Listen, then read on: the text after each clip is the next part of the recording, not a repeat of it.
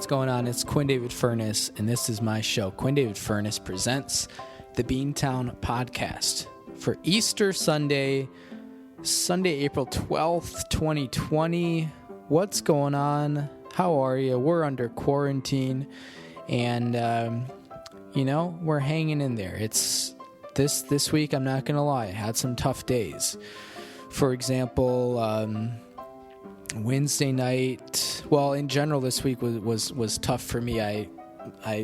So I haven't talked about this much on the podcast, but I've been doing one meal a day under quarantine. And what I do is I cook up a big batch of whatever on Monday nights. And so that's literally what I eat for the next 6 days. What I made this week did not turn out well. It was kind of a beef barley kind of feeling thing with some quinoa in there and just a ton of veggies. I won't bore you with the details. Suffice to say, it didn't come together. So it was kind of a rough week with the baseline of that's all I was eating this week. But Wednesday night, I don't know what happened, but I had my normal 2-bowl serving and was just feeling really hungry still, and very much wanting to just binge and snack and go back and visit all the skeletons in my closet there. But got through it, had some tea, which I don't think I've had tea in a year plus. But there are easy days, not easy days, but good days and bad days in quarantine, right? And today was made a little bit better. For one reason specifically. Well, yes, the whole Jesus rising from the dead thing. Got that. That's, take that for granted. But I was able to, and you're gonna get the full rundown in just a few brief minutes, I promise, get an interview with my former boss. In fact, really my first ever boss besides mom and dad.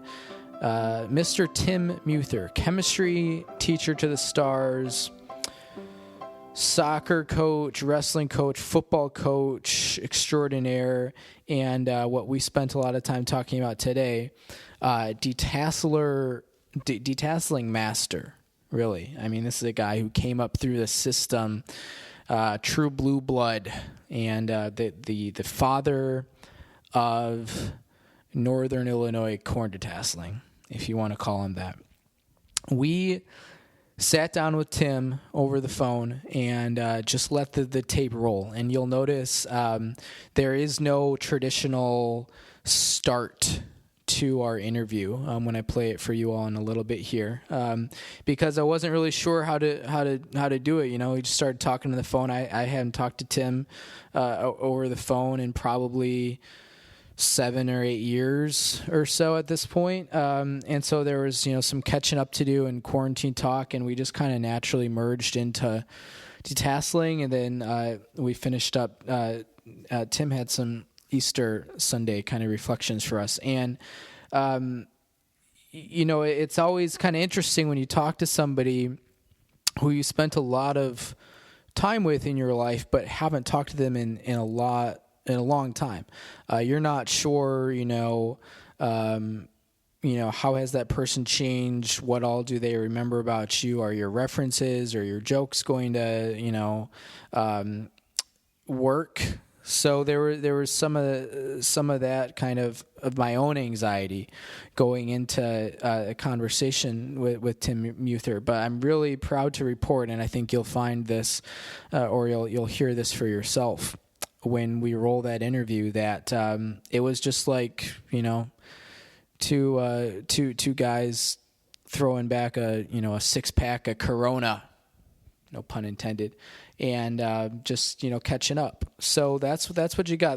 The one thing I want to do before I just let that interview roll, and I'll jump back in at the end of it with our ad reads and just some final Easter Sunday thoughts, but.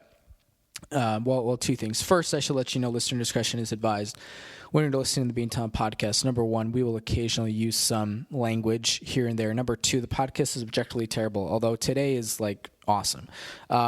This interview, I think, was a really good combination of humor and nostalgia but also just a kind of, I was kind of overwhelmed with the poignancy of a lot of Tim's comments and his words of advice. I always kind of viewed Tim Muther as just a funny man, but boy, he really brought his A game, his chops in this interview. Definitely shared some wisdom, some advice that I just never expected to hear him say, and I was really happy to have that. And you'll notice the best part about the interview is I literally talk for all of like 5 minutes in a 40-minute interview. So I'm going to let you listen to that. Before I let that roll, though, I do just want to preface sort of my history, my relationship with Tim Muther, so you know sort of where we're jumping in to when that interview starts. So, corn detasseling.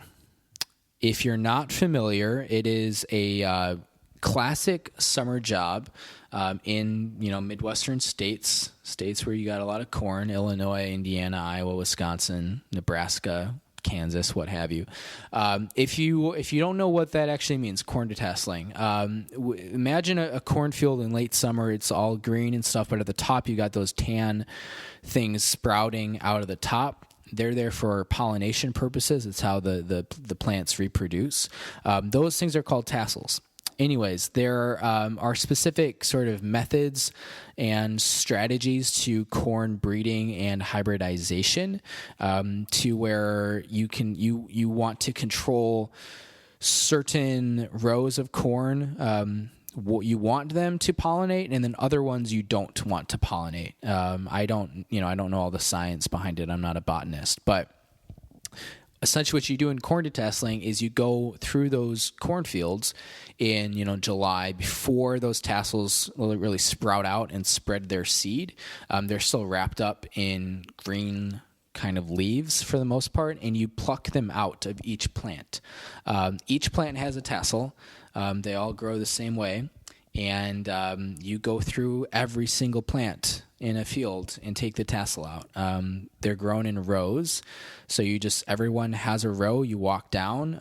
Sometimes fields are as short as a tenth of a mile, and then I've detasseled fields, and Tim probably detasseled fields longer than this, that can be up to about a mile long. And you can imagine, if your standard walking pace for a mile is 17 to 20 minutes, imagine having to pluck out a tassel from each plant. Essentially, it takes a very long time. It's a really grueling job.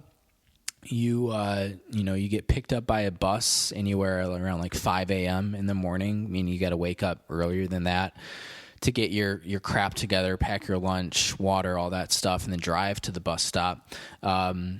You're usually historically in the fields by about 6 a.m., 6:15.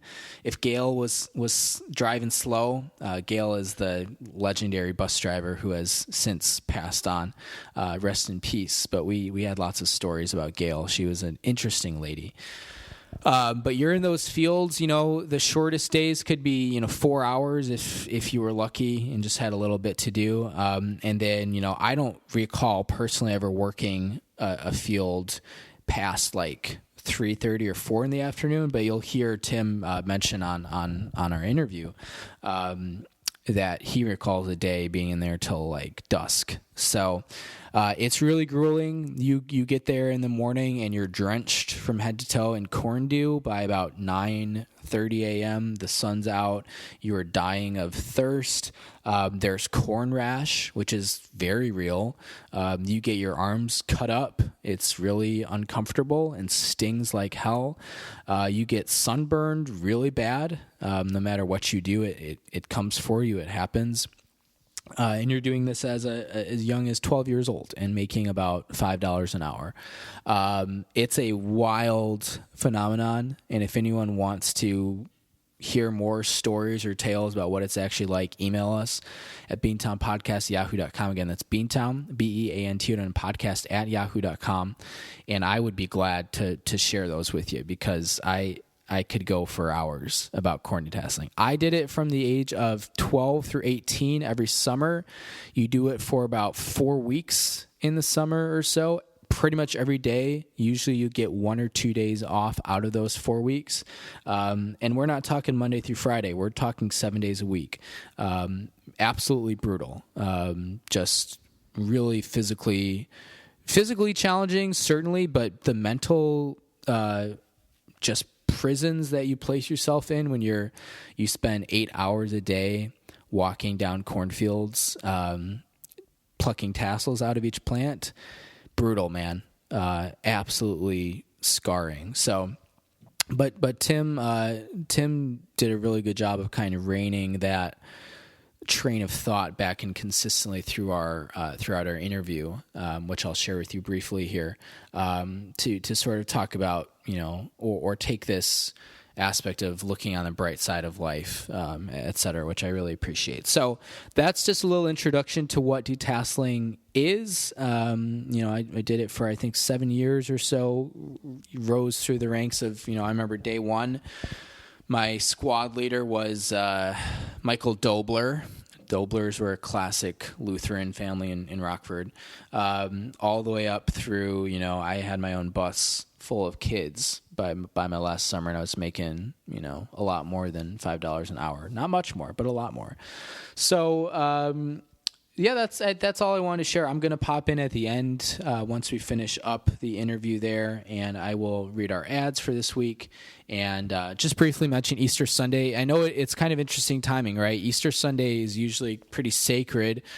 On the Beantown podcast, I like to jump in and poke some fun, mostly with the Israelite Passover.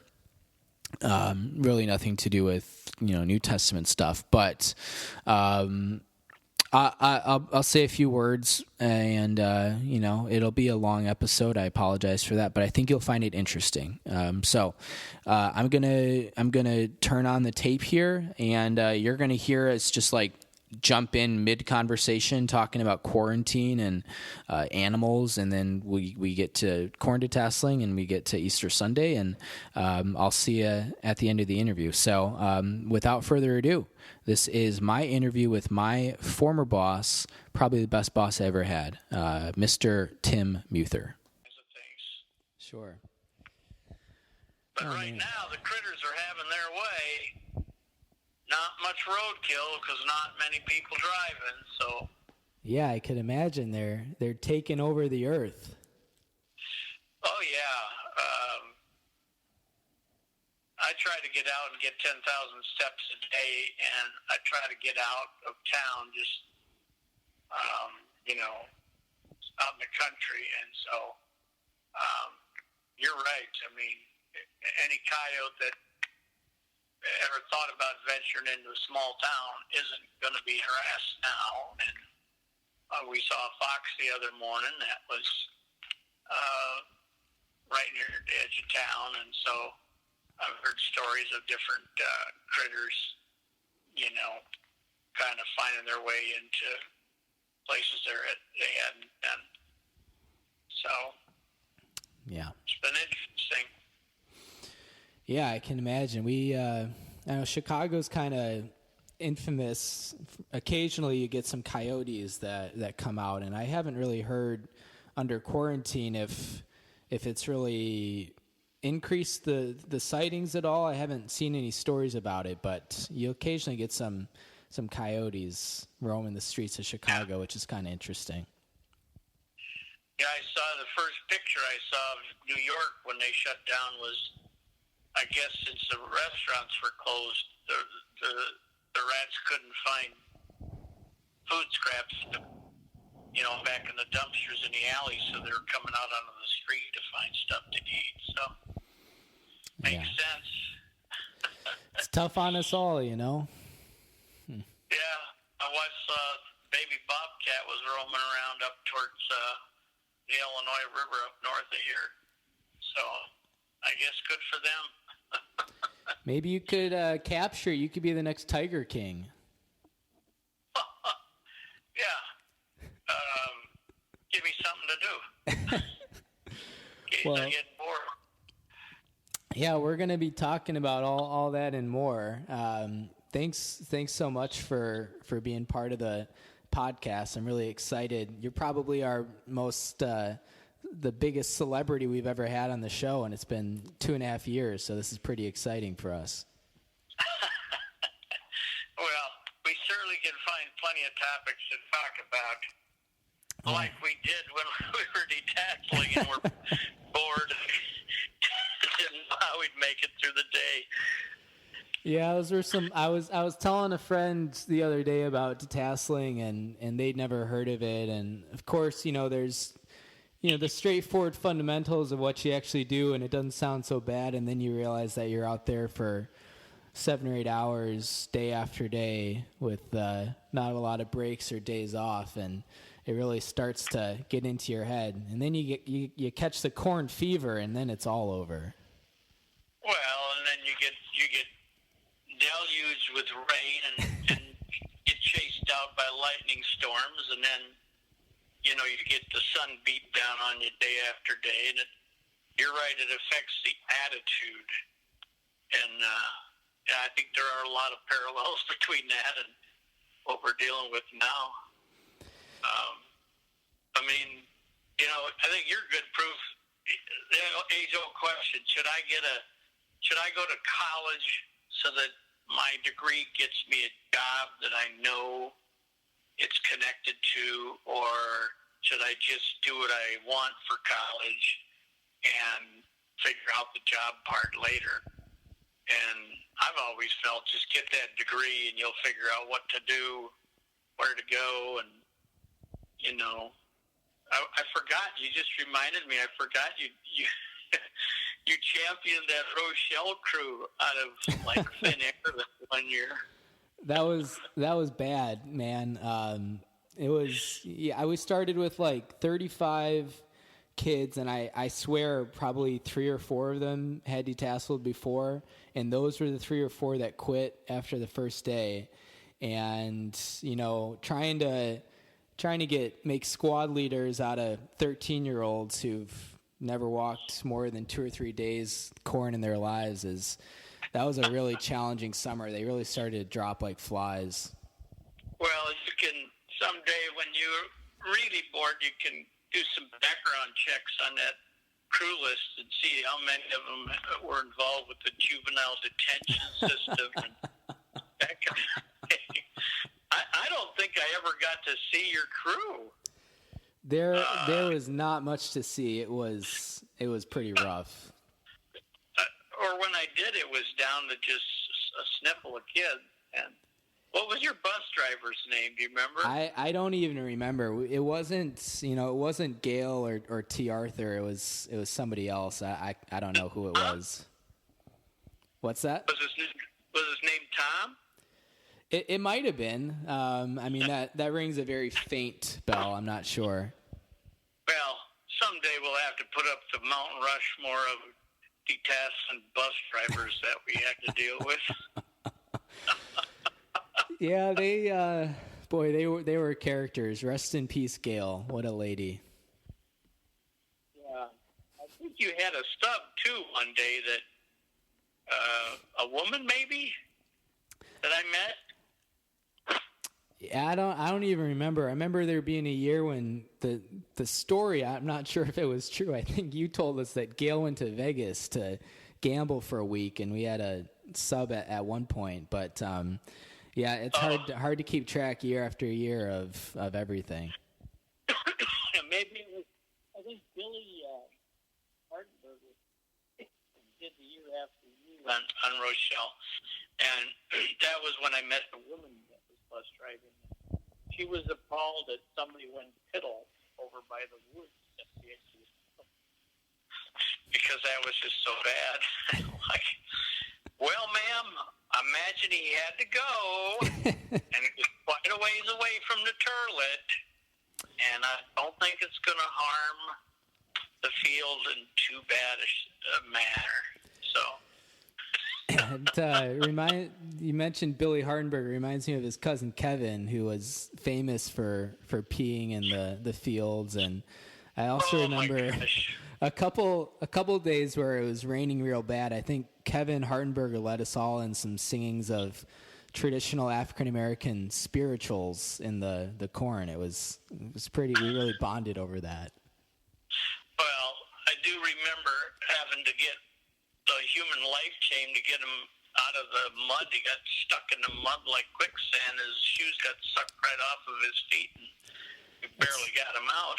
It's one of my favorite stories. That was a really bad day. I think we were at Hughes Hybrids or something, and it was real muddy.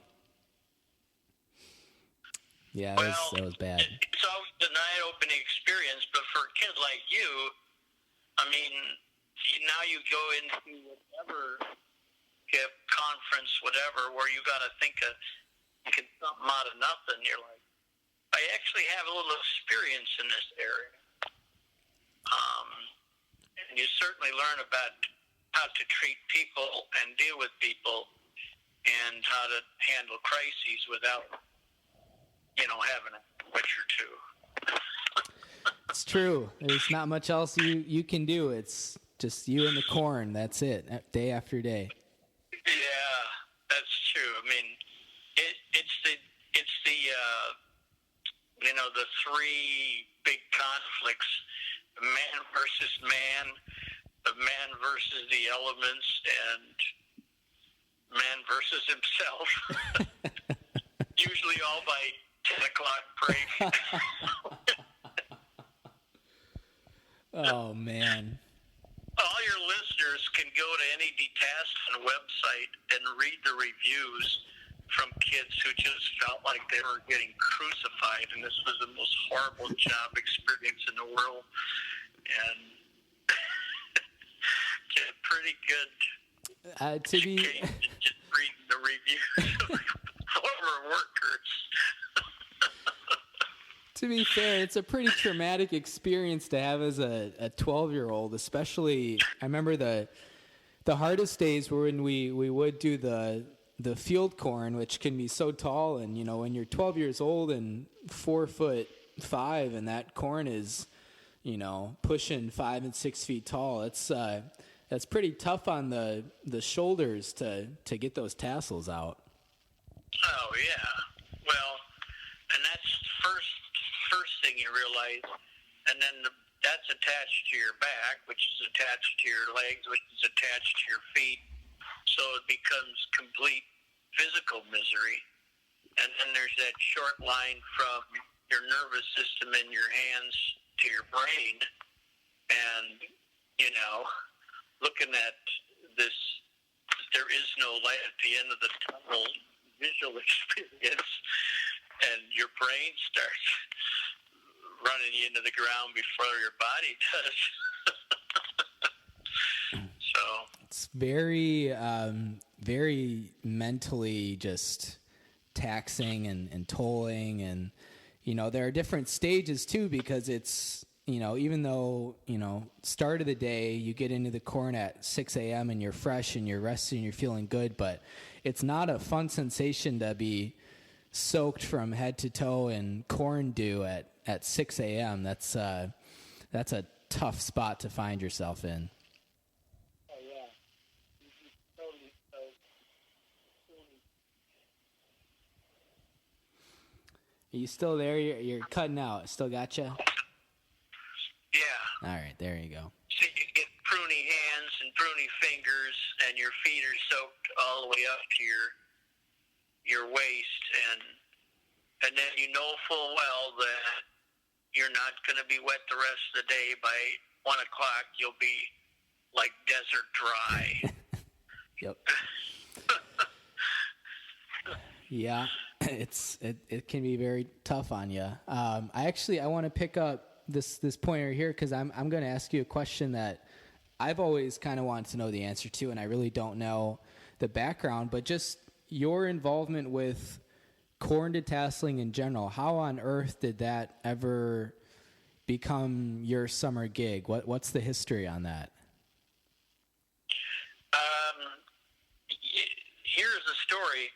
When I was in college in Nebraska, there was a professor at the university who would organized detasseling crews, and so kids would come out for 3 weeks in the summer.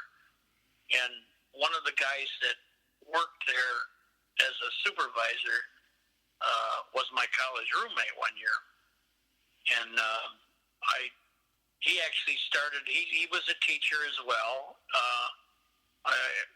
His first year, he started in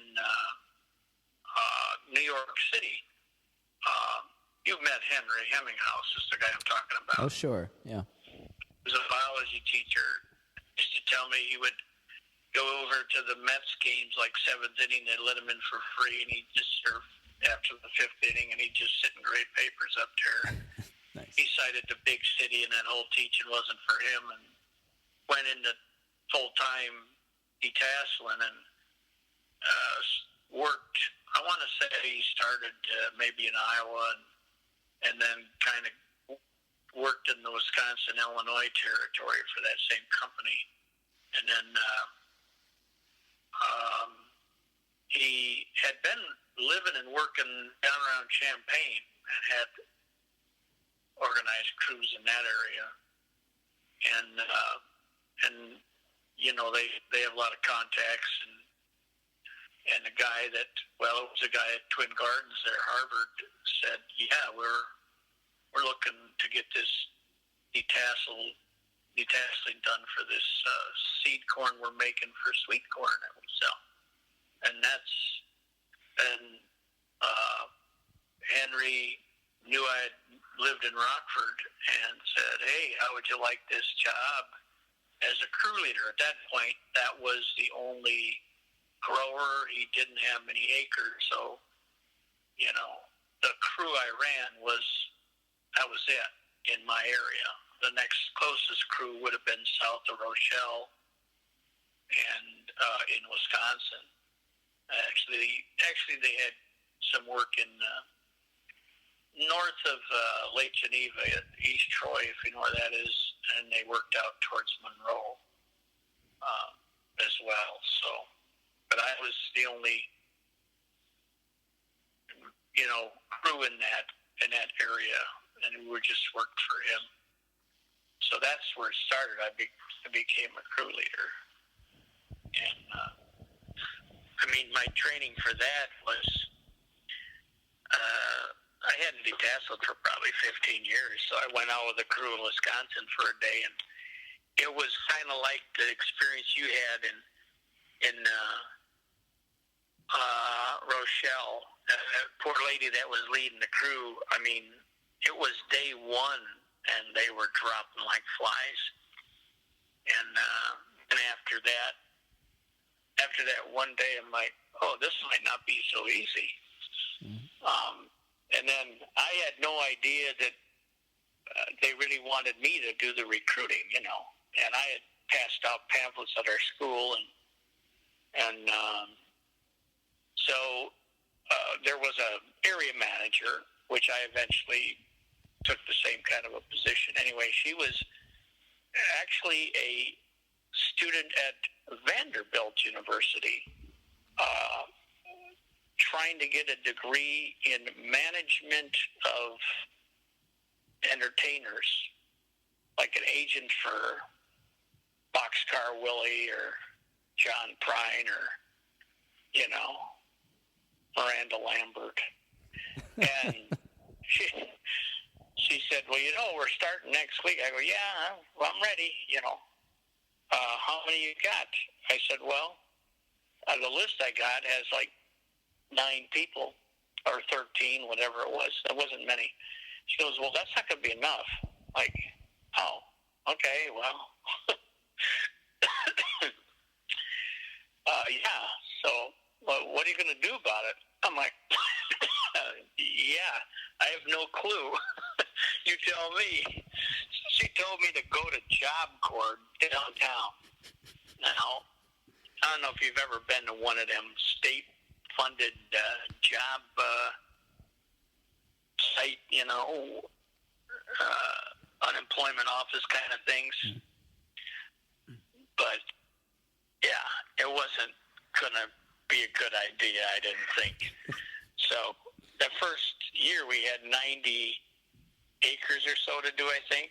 And with 9 kids, for those of people in the audience, to see how impossible that is, Quinn, do you remember what we were told, how much detasseling, how many acres a detasseler could handle in a day?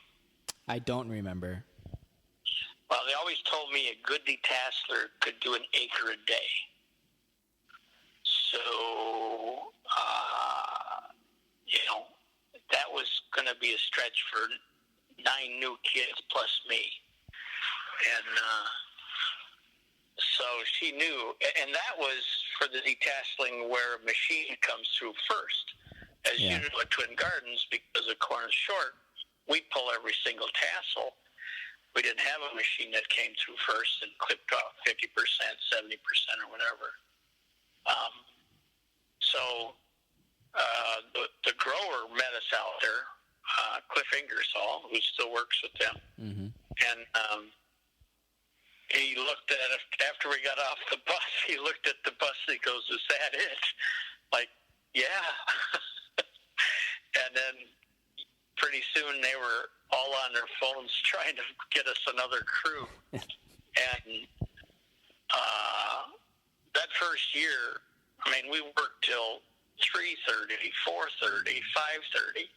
I remember one night it was 6:30.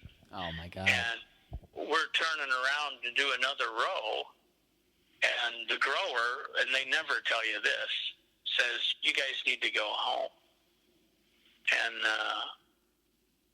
And so we did, only because he made us. But we brought in a crew from the Monroe area, and I don't even know where else.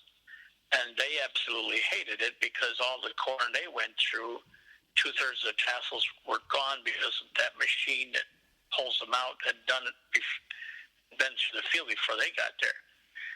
And their corn was all pretty medium height and a lot less strain.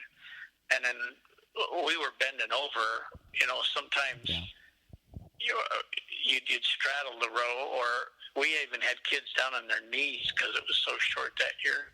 And those kids hated coming back to, if they ever said, "You're not making us do that sweet corn again, are you?"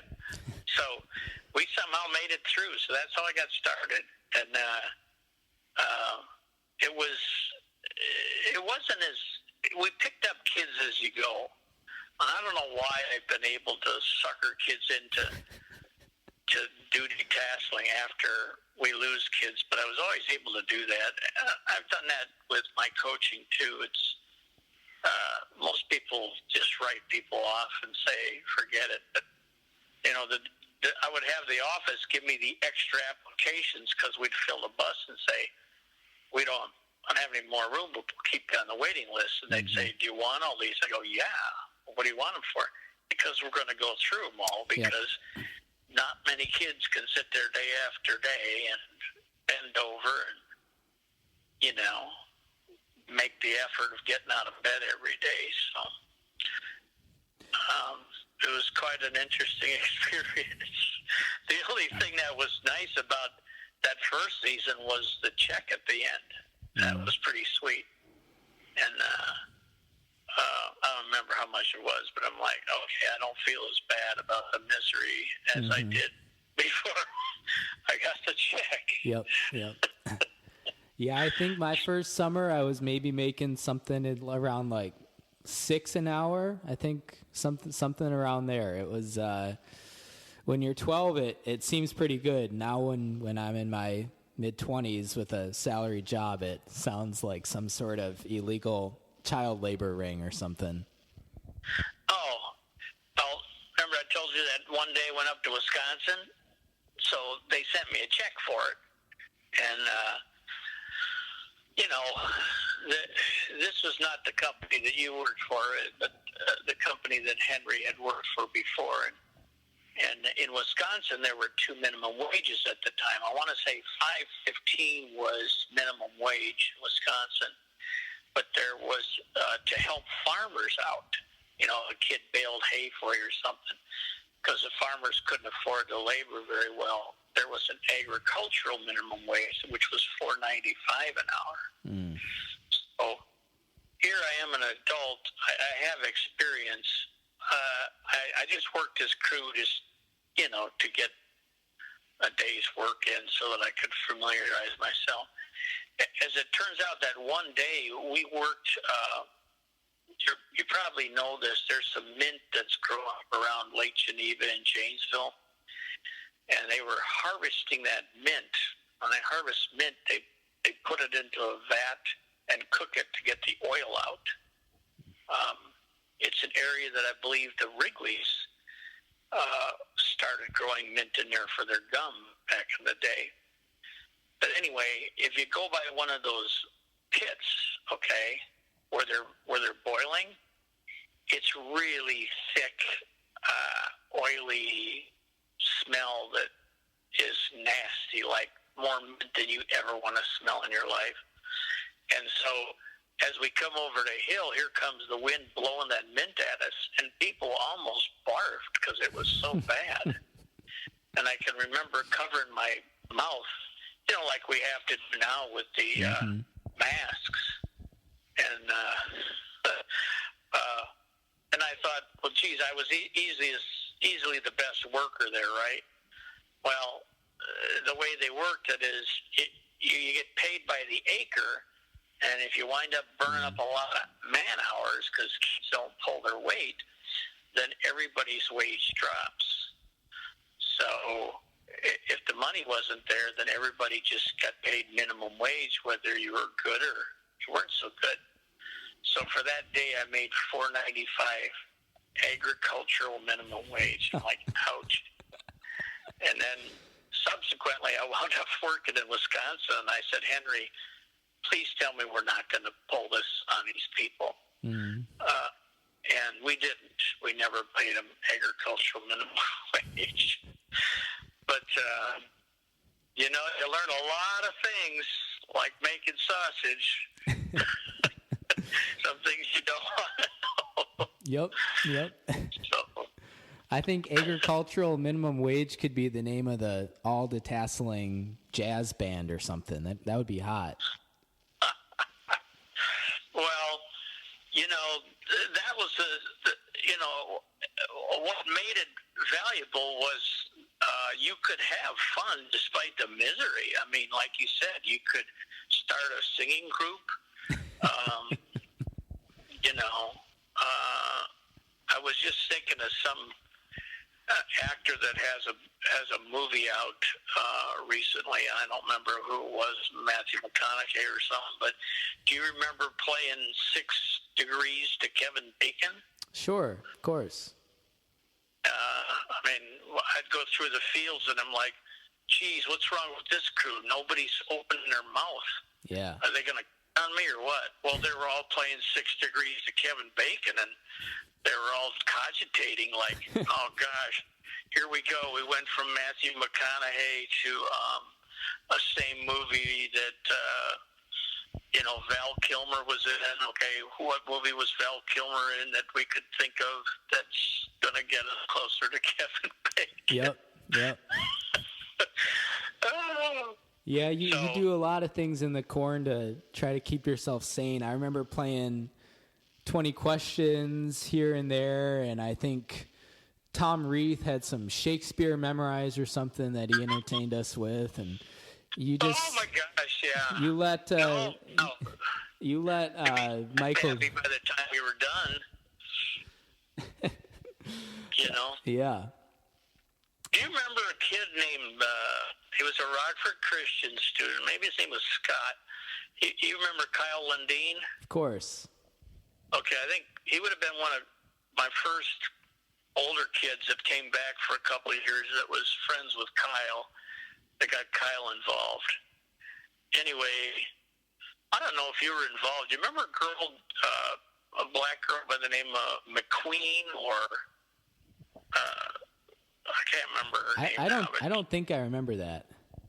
Okay, well, so we were getting towards the end of our trail in the season, and we had a couple of empty days, and I told Henry, and he said, well, if you guys got some time, I could really use the crew in another place. And it was, I don't know where it was, like down by Dixon maybe, and south of Rochelle. It was I think Dixon or something. Anyway, so I said, come down here for a day. So I took, what were my best kids and tried to get them some more hours. And I knew if I go out of my area, if I don't bring good kids, they kind of look at you like, Mm-hmm. Anyway, with a jealous eye or whatever, they're a little more scrutinizing. So, but the difference is it was that field corner and it had the long rows, and we weren't used to doing long rows. So we're really struggling to keep together, even just 10 of us or whatever. And again, it's hot, dry, dusty, and that corn was dry, and when the corn's dry, it cuts your hands, and we weren't ready for that. And like, how do I keep them together? So I started telling them a story. Oh my gosh, I can't remember what it was, but I know it was. I used some characters from the Harvard crew. I can't remember the names now, but there was one kid that he was the bad penny that kept turning back up every year. Like, I mean, you were horrible last year. Why would you want to go through this misery again? Yep. And it turned out the kid was kind of like special ed or something. I don't know. But anyway, his mom begged me to take him for another year, so I did. But anyway, I made up a story about that kid, and I don't know what kind of nonsense, but it was a pretty believable tale, and there was some macabre and danger and mystery, and I was in the story, and I had to do some things that it turns out it was believable enough that they thought the story was true, and it was total BS. Which I'm sure you can hard to believe that kind of stuff came out of my mouth. But, I mean, we're talking like a 2-hour story. And I'm trying to remember who was there. Kyle might have been there. But anyway, a couple of them towards the end, one of them just stopped and said, wait a second. Is this story even true? No, I totally made it up. And then I remember that McQueen or whatever her name was, and another kid, Mr. Muther, I believed all of that. I thought it was all true. and they're like, why did you tell us? I said, so that you didn't think about how long these rows were and how bad this corn was cutting you up. That's why. Just, what do you call it? Diversionary tactic. Yeah. You're like a clinically trained psychologist over there. Oh, yeah. Well, one time I made up there was a kid over in Wisconsin that would wear, kids would have all kinds of hats. Sure. And scarves and handkerchiefs around their neck and whatever you could do to keep yourself from getting destroyed, So the kid always wore a handkerchief around his neck, one of them red and white, like all the cowboys wear. Yeah. And he lived out by a town named Clarno. You ever heard of Clarno? I haven't. No, neither has anybody else, but it's by Monroe. And so I started making up stories about the Clarno kid. He was a train robber. So, that became quite popular. It's a lot of tall tales in the corn. Yeah. Well, like I said, you got to come up with something to divert yourself, and I feel bad for people who don't have, to some extent, miserable experiences to look back on to say, there's hope. It's not, doesn't have to be this bad, or maybe it isn't as bad as you think it is. Stuff like that. You know what I mean? Yeah, that's true. You got to give people pep talks, and light at the end of the tunnel. Yeah, that's a good perspective to take. Yeah, I tell you what, next time you need a tall tale like that, you could just talk about anything that Quinn and Obi actually did in real life, and you'd have some good stories there. True that. Or the legend that is Ian Hogshead. I was going to ask you about that. Why do you think he never made it to the MLS? Wait a second. Let me start the theme music for his television special. I don't know. I mean, it'd be interesting to find out what he is doing. Like, is he in I don't know, what would your guess be? Maybe like a prison gang or something. Well, I was going to say, like, he's probably got a country music band that plays gigs on the weekends at, like, you know, some of those country western bars that we go to. And I think it's called agricultural minimum wage. AMW for short. Yeah, you got to go like them on SoundCloud and Napster. Well, the thing of it is, I always felt like those kids enriched me a little bit. I learned more about life through them. It was a learning experience for me to be in charge of their crews and, you know, to help them through the crises of, I hate my boss, and this job sucks, and I can't believe that bus driver sits around swatting flies and gets paid more than me, and all the other stuff that you learn that, you know, are growing up and realizing it's not Shangri-La out there. Mm-hmm.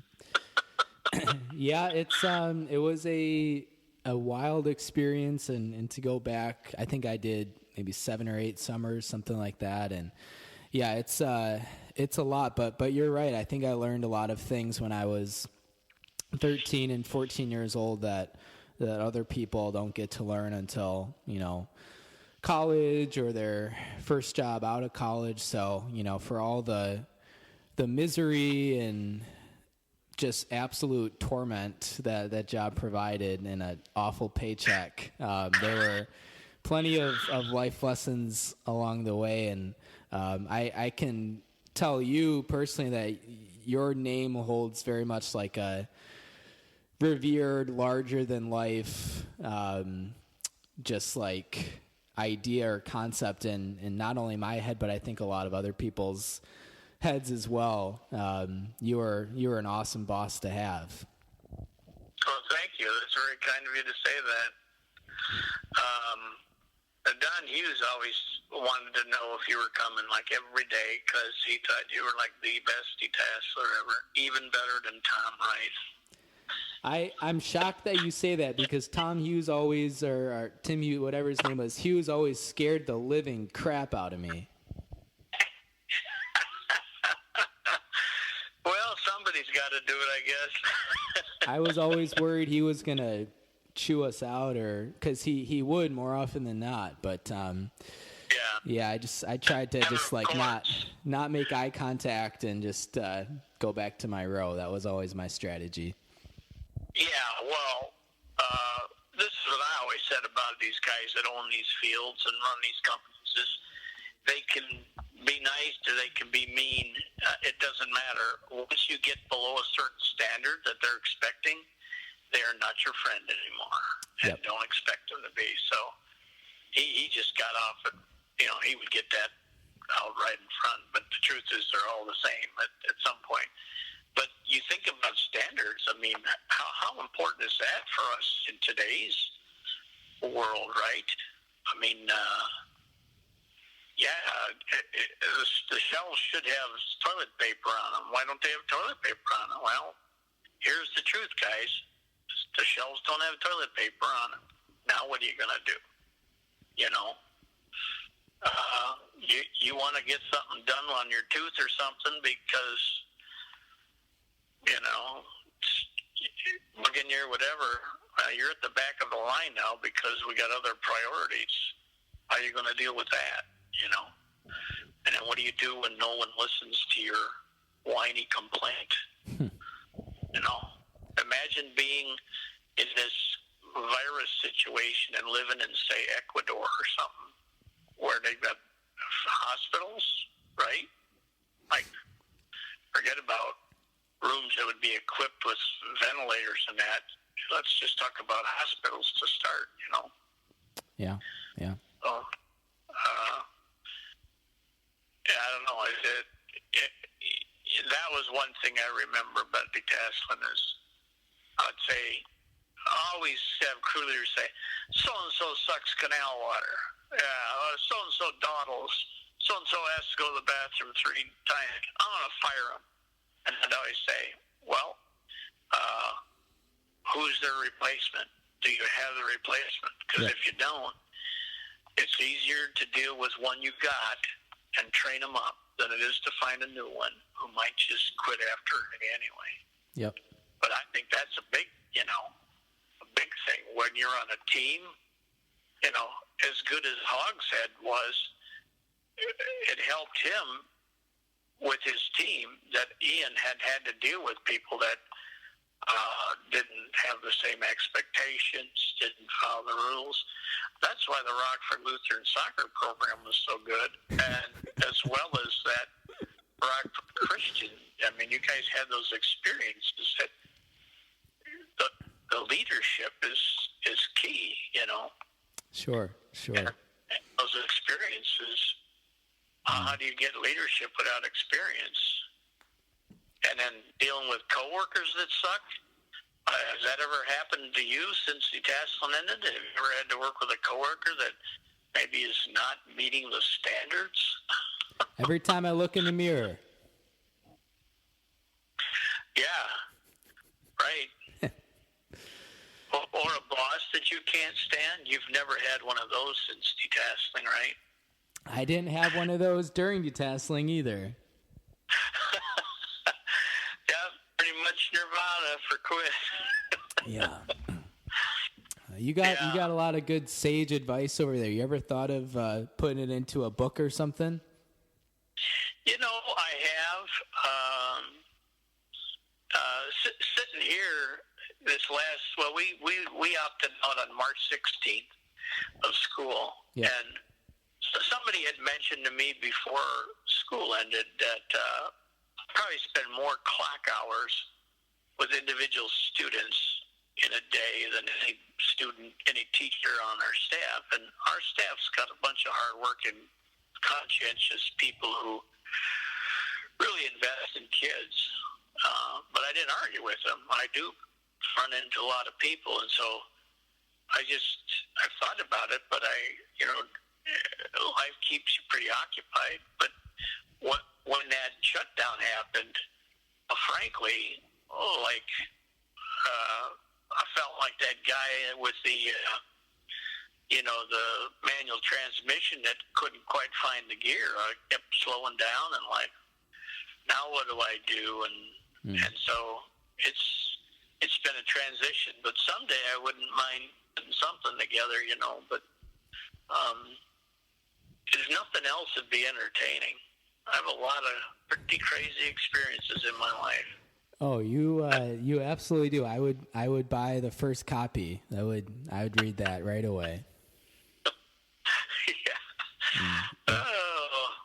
Well, I don't. Good talking to you, my friend. Yeah, I don't want to keep you, any longer. I appreciate you coming on. I do have one last request. Tomorrow is Easter Sunday, and I'm wondering if you have any spiritual words of guidance for the audience members out there. Well, the first one that comes to mind is the idea that this too shall pass. I have spent some time the last few days contemplating all the different parts of the drama of Jesus unfolding, where he kind of got told and placed in a position where he's kind of absolutely no win for him. And I guess I admire that whole process. But it also inspires me to know that his work was not in vain, And I think, a lot of people with Scripture, we get to, when we're younger, it's about, Jesus died for our sins, and that's about as deep as we get. But, there's so many parallels to life with Scripture. Think of what Jesus went through. Again, like the detasseling experience, the boss was out to get him, the establishment. He did the right thing and got told that wasn't good, blah, blah, blah.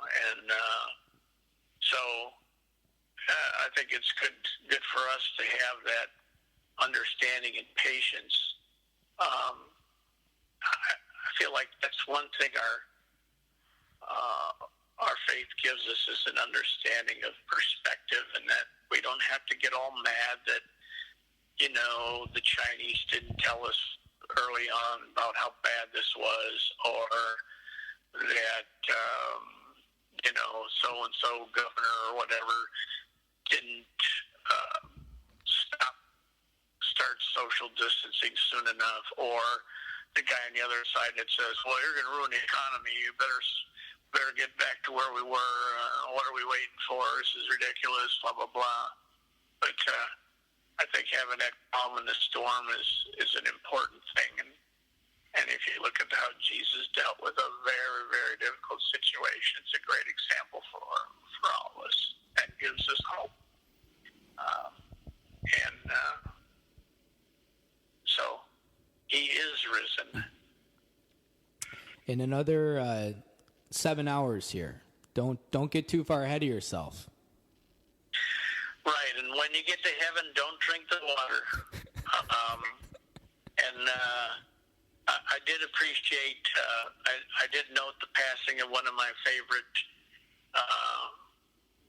singer-songwriters of all time, John Prine. Yes. Who passed away this last week, and he has written a song just in the last couple of years called "When I Get to Heaven." It's kind of a classic, I think, and I feel like that kind of buoys your spirits to think that you got a future and a hope. So, sure. Rest in peace, Mr. Prine. You've inspired many. Yeah, thank you so much for your words and for coming on and joking around and talking about detasseling and just your time today. Really appreciate it. Yeah, well, maybe we can get together and pick a different topic or that. Sure. Yeah, we would love to have you back anytime. And hey, if you ever come up to Chicago, let's get a slice of deep dish, and next time I'm down in Edwardsville, I'm gonna shoot you a message and we can go bet on a horse race or something. That sounds good. I mean, let's see how the numbers come out on the podcast. See how many people before we commit to another one. I don't want to give you another lemon for an hour. We've got nowhere to go but up. I don't know, but when I go to Chicago, I need somebody to take me to some of the Blues Brothers authentic landmark places before they're all gone. All right. That might be something we could do as a podcast or that. That sounds pretty good. I'll do some research. I'll find all the secret spots. Maybe we can meet you at the Joliet prison.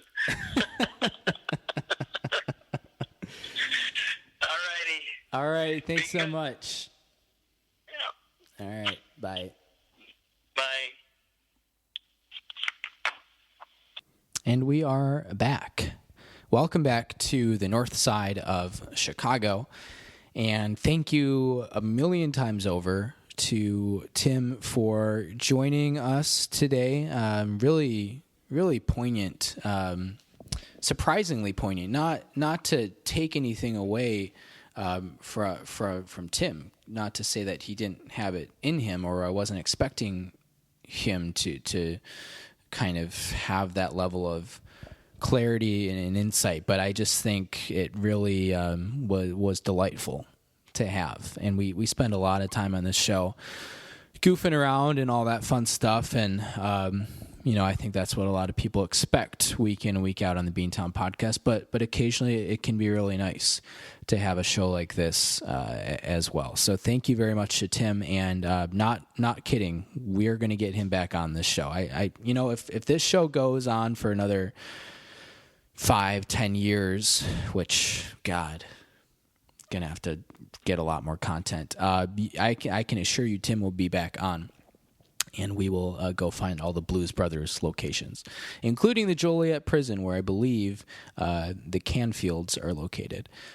Inside joke for any former detasselers listening. Although I will have to share this with some of my old detasseling buddies. And apologies for specific names that we listed in the interview, not for privacy reasons, but just you don't know who Tom Reith is, you don't know who Martin Dobler is, but you don't know who Gail is or T. Arthur, but that's okay, because it's fun to have anyways. So let's read some ads here, and then we'll finish it up with a little Easter Sunday message, which I haven't prepared, and I'll leave it there. We're already long. I apologize. Let's see. Home Pride, Oregon. Are you tired of selling your house for less than a quarter of what it's worth, all because you couldn't find a reliable home inspector in time? Well, Oregon listeners, there's good news. Home Pride Inspection Services in Bend, Oregon is Central Oregon's hottest new home inspection provider, with inspection services including things like heating and cooling, roofing, plumbing, and so much more. Home Pride Oregon is both contractor certified and home inspection certified, so you know you're getting the good stuff. If you're tired of big real estate's stranglehold on the home inspection market and you want a safe, certified home inspector you can trust, you gotta call Steve at 541-410-0316, or you can visit homeprideoregon.com. Again, that's 541-410-0316, or you can visit homeprideoregon.com. Home Pride Oregon, inspection perfection. Shout out to the Samson Q2U series. During this Holy Week, pulling double duty, not only picking up my audio, but also Tim Muther's audio. Crisp, clean audio quality you know and you love and you can trust. Whether you're reading the story of Samson and Delilah or Jesus rising from the dead on the third day, you gotta trust a Samson. Because when God speaks, he uses a Samson. Cuts by Q. Bob and weave. We all know the hairstyle. We all love it. But how many Chicago-based independent barbers can actually give it to you the way you deserve? Enter Cuts by Q. It's like Enter Sandman, but different. Cuts by Q has been independently owned and operated since 1995 and is probably one of the better barbershop operations serving Chicago, Cook County, and the greater Chicagoland area. From beehives to bangs, faux hawks to flat tops and everything in between, just call Cuts by Q at 815-298-7200, or you can email cutsbyq@yahoo.com. Again, that's Q-U-T-Z by Q@yahoo.com. Sing with us wherever you are across the country, Edwardsville, Chicago, who cares? Glen Carbon. Oh, when you need a fresh do, something snappy and new, just call the experts at Cuts by Q. And I will mention, quick PSA plea for help here. Cuts by Q is really struggling during these quarantine times. No one's really going to their favorite local faux barber to get a faux hawk, flat top, whatever you want. So we haven't made a sale, since quarantine started. Granted, we didn't make any before quarantine started, but still, nevertheless. So support local business is all I'm going to say. Today is Easter Sunday. April 12th, 2020, and I don't have too much to add. I think I will let Tim's words of advice and wisdom do the talking. All I will say is, if you are looking for a fun sermon, I made one last year.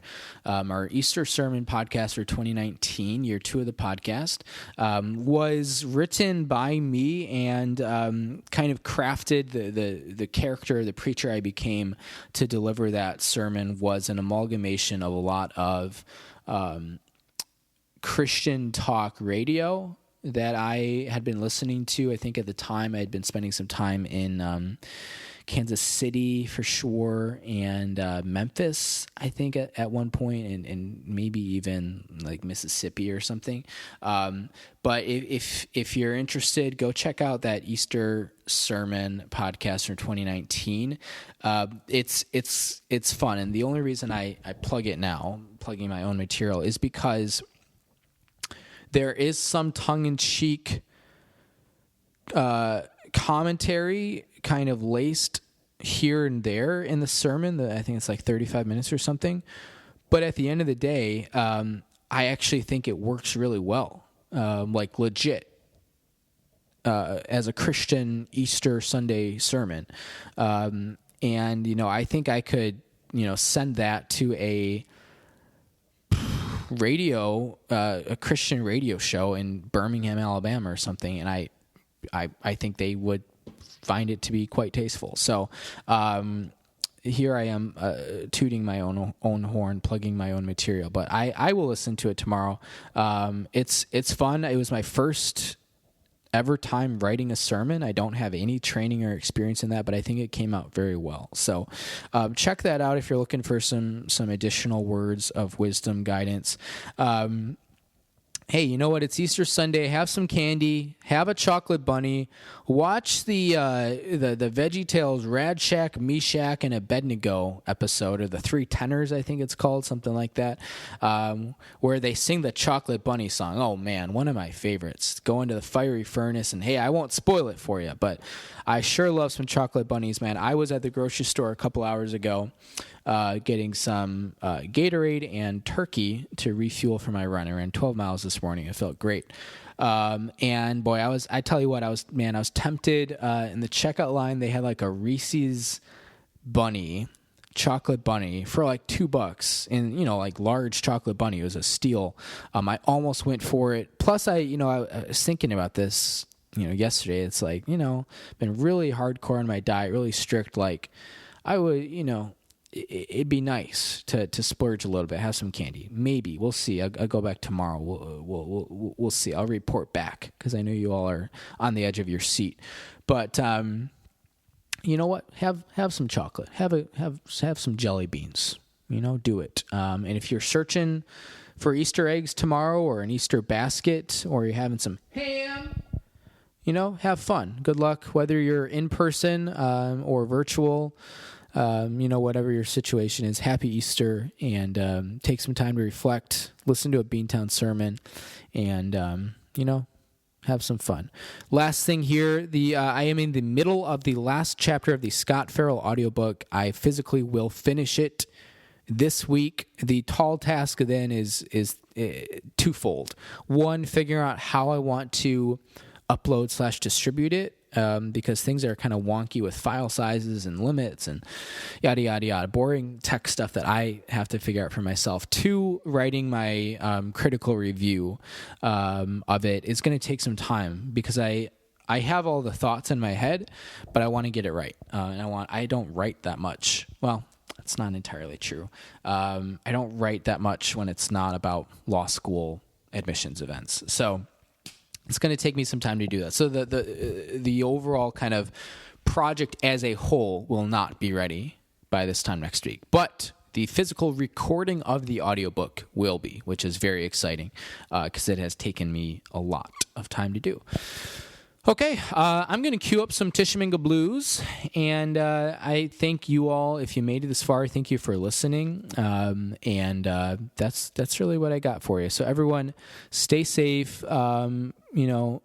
Get through another week. Quarantine, you got this. Whatever you got to do to stay mentally healthy, whether it's splurging on chocolate bunnies or going for long runs, or catching up with your old boss who you haven't talked to in 7 years. Whatever you got to do, make it happen. Just be happy, be healthy, like Honey Nut Cheerios. So, for all of us here at Beantown Podcast Productions, my name is Quinn David Furness. Thank you for listening. Happy Easter 2020, and we will check in on you next week.